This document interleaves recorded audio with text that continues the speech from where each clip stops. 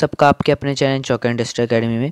तो जेएनयू का एक नोटिस आया है उन बच्चों के लिए जो यूजी और पीजी में एडमिशन ले रहे हैं जेएनयू यूनिवर्सिटी के लिए।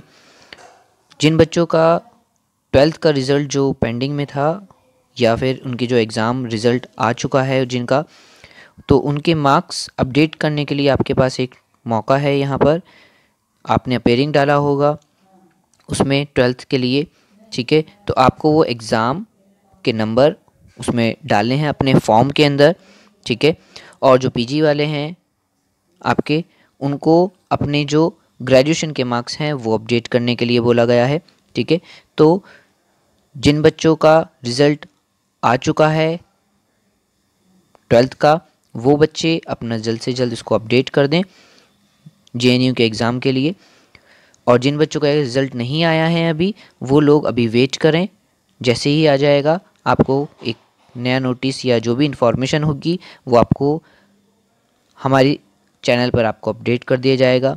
इस वीडियो के लिए जो आपको लिंक चाहिए होगा अपडेट करने के लिए, वो आपको डिस्क्रिप्शन में मिल जाएगा। तो देखते रहिए Chalk and Duster Academy. Thanks for watching this video.